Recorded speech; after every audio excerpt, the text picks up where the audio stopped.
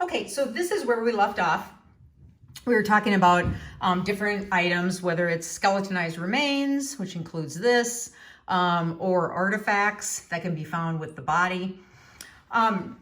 So when we want to conclusively identify someone, and especially if they are not visibly identifiable, so there are four main ways that identification of a particular individual can be made. Okay, so unfortunately, does this happen all the time? 100% no. There are cases where you have a decomposed body and you believe it's this person and you find their wallet with their driver's license, and so assumptions are made. Should it be that way? No. Ideally, these are the four ways that someone can conclusively be identified. Okay, so let me first start with DNA. So you guys have completed your unit on forensic DNA, and one of the things that probably stands out to you is that it's a pretty laborious technique, meaning that, first of all, you have to be able to extract usable DNA, and then you have to amplify it and, detect the profile. So DNA is great if you have plenty of sample, and if it's a case that's right at the top of the list, then potentially, if everything goes perfectly, you can have results in about 24 hours.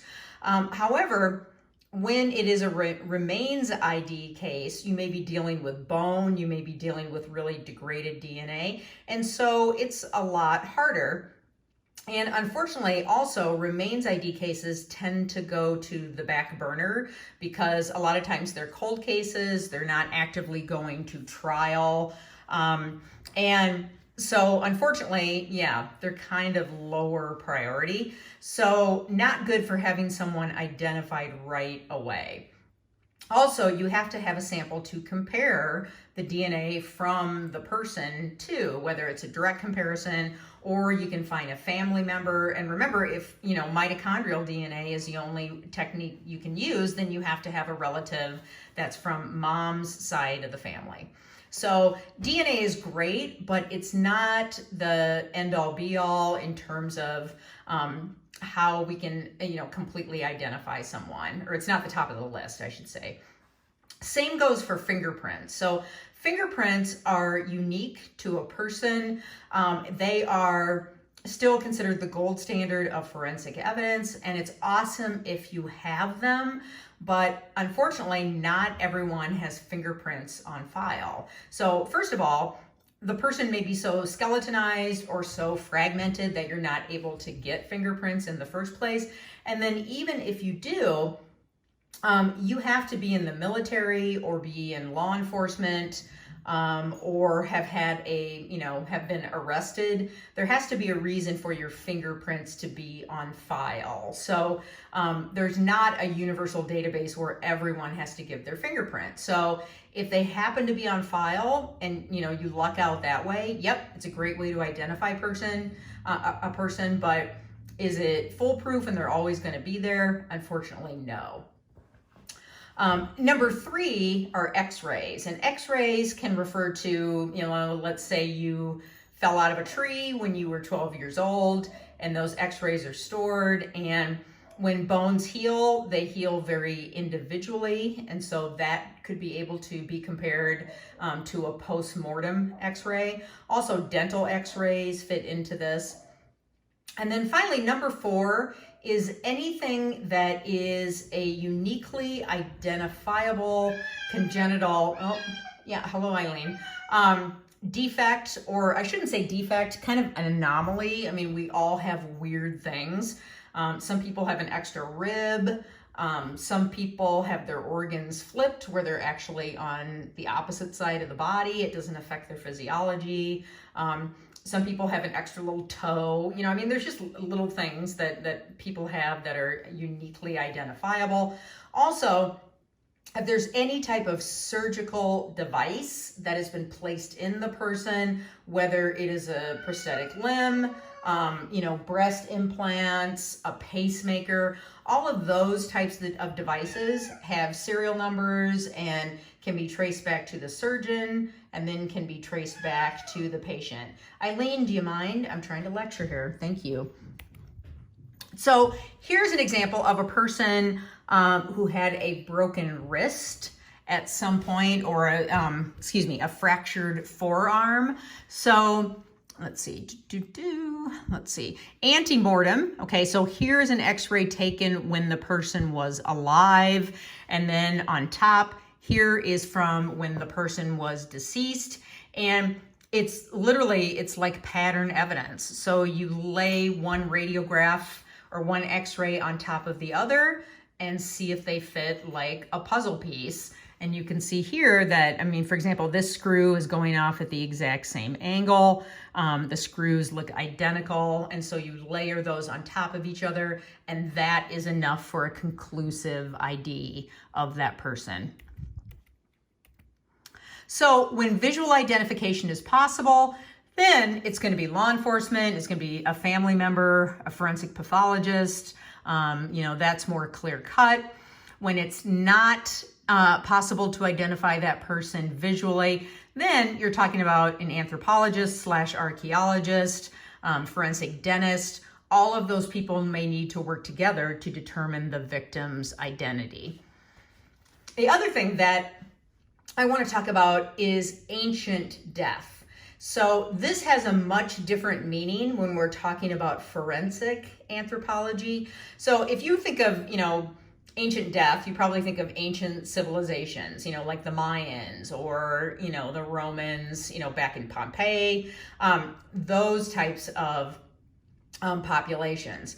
When we are talking about in forensic anthropology, ancient death means anything over 50 years old.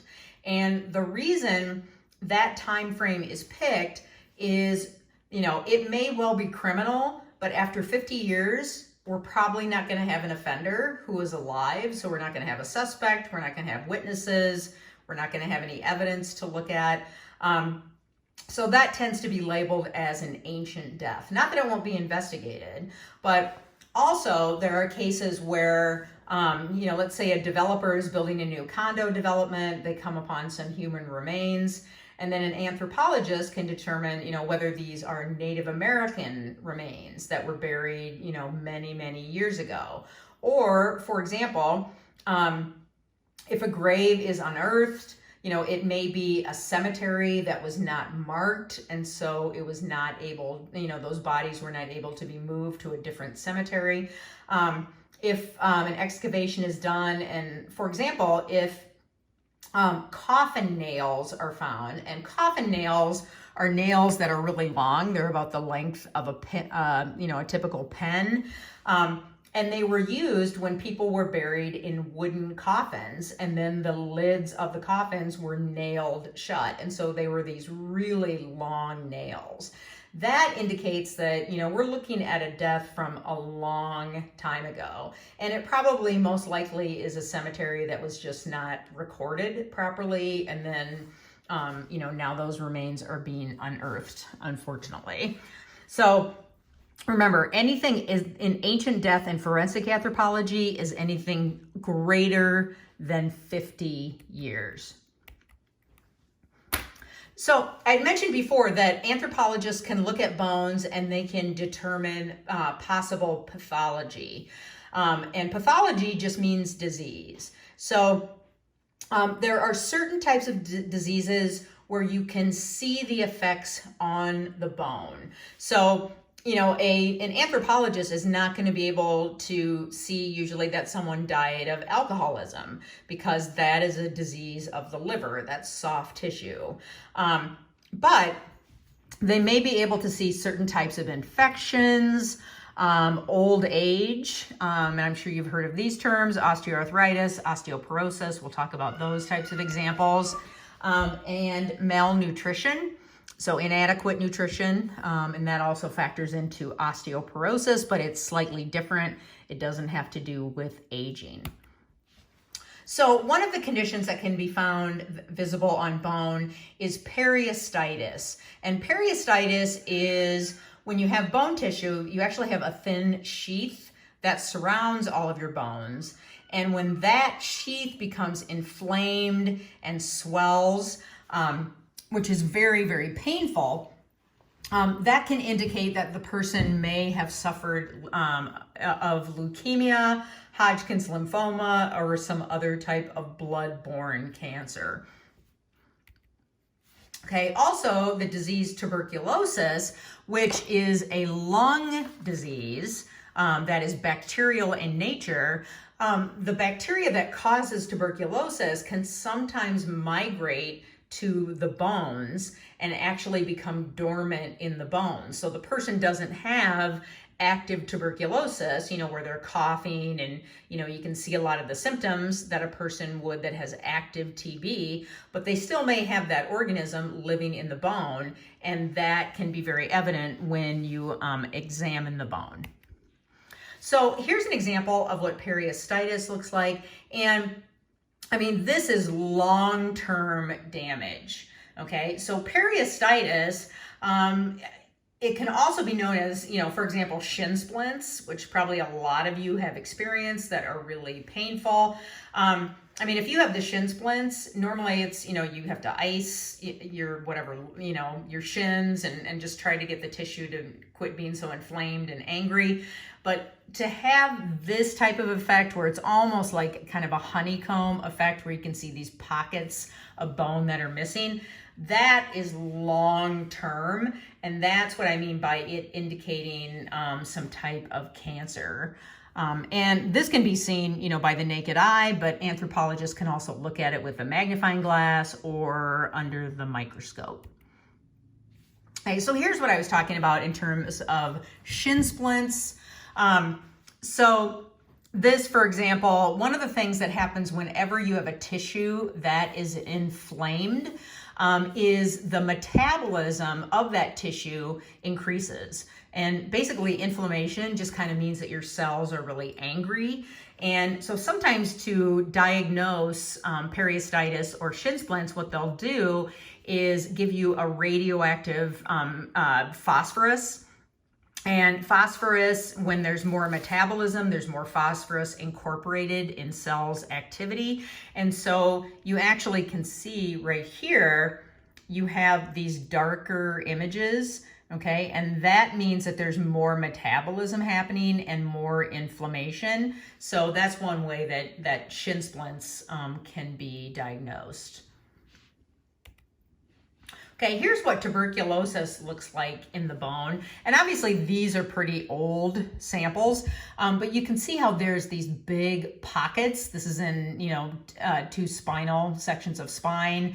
And what happens is the person, they have active lung disease, they're hacking and coughing, but then at some point the bacteria chooses, it ends up in bone preferentially, and that's kind of the only place it does end up. And then the bacteria just kind of walls itself off and it keeps living. So it actually is eating away the bone, but the person doesn't have active tuberculosis where they're coughing and could, spread it to another person. Here's an example of an x-ray of a person who had tuberculosis in their bone. And you can see you got these big pockets. You've got some up in the femur, the tibia and fibula. And what this does is it makes the bone much weaker and much more susceptible to breaking because the bacteria has eaten away a lot of the, the strong part of the bone. So yeah, the person can get breaks much more frequently.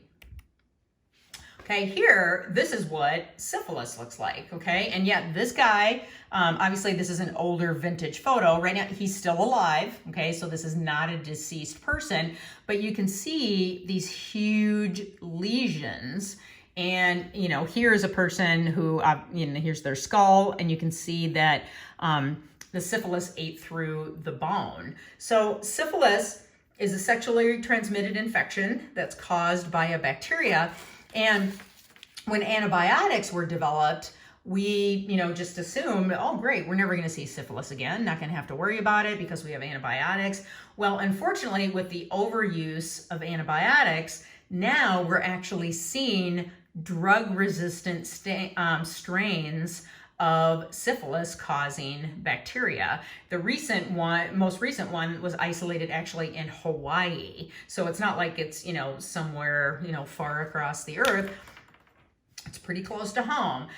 Syphilis, when it reaches the end stages, it starts to, eat through the bone and then go into the brain, and it basically causes a type of dementia commonly referred to as syphilitic madness.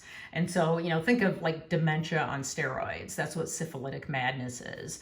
But the last person who was, famous, who died of this was the Chicago gangster Al Capone. He died of syphilis.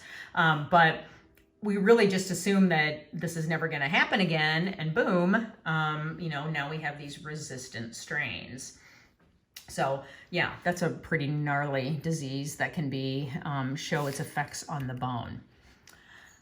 So also we have different types of arthritis. Okay, so first of all, osteoarthritis is if you live long enough, you're gonna have osteoarthritis. It's normal wear and tear on the bones, and certainly by keeping a healthy weight, by exercising, you can try to hold it at bay as long as possible. But everyone who gets old, you get up into your 6th and 7th decade of life, yep, you're going to have some wear and tear. I mean, you've been walking around upright for, 70 years, you're going to have some wear and tear on your bones and your joints. Okay, so that's different. Like rheumatoid arthritis is actually an autoimmune disease where the person's own immune system is attacking their cells in the joints. So this is different. This is something that everyone gets. But if an anthropologist is looking at some bones and they see a really high degree of osteoarthritis, what that indicates is that has to be an older person. You're not going to see extensive osteoarthritis in a 20-year-old or a 30-year-old. You have to get up to my age category, over 50. Another condition I'm sure you've heard of is osteoporosis. And this is different from arthritis. It's not from bones rubbing on each other or, joints. It's where the actual bones themselves start to lose calcium and become very fragile. It tends to be more common in women simply because of the differences in hormones in females versus males, and especially females that have gone through a pregnancy. But as we age, pretty much every person also is going to have osteoporosis to some level. Okay, so here's what osteoarthritis looks like. So if you look here, these are your joints, okay, because you guys are youngins. So yeah, you have bone, but you also have a nice bit of cartilage lining it. You have this nice fluid that surrounds the joint. There's no pain. When you get old and crabby like me, okay, this would be my knee joint where, yeah, the bone and, kind of gets this gnarly, almost like stalactites hanging from a cave appearance. The cartilage gets really thin. You can get bone spurs and, it becomes painful. But that's what that looks like. And that can be observed either on, under the microscope or through a magnifying glass, or certainly, via an x-ray for an anthropologist, and it helps them determine the age category of the person they're looking at. Okay, osteoporosis, a little bit different. So this is where within the actual bone, now you have weakening due to calcium being leached out of the bone. And so it's not at the joint. The joint is where you would see arthritis. Osteoporosis is within the bone. Okay, so when you see elderly people and they tend to have that little stooped appearance, that is due to osteoporosis. And it happens with age. I mean, there's medications that can help try to keep it at bay, but it's going to happen with age. It can also happen when a person is very malnourished and their bones are just not very strong. Okay, so here's an example. These are core samples that were taken at autopsy. So even with osteoarthritis, you can see the bone is pretty dense. When you look at someone with osteoporosis, I mean, this looks incredibly delicate. Like you could be able to crumble it if you touched it. So the bone is very, very weak.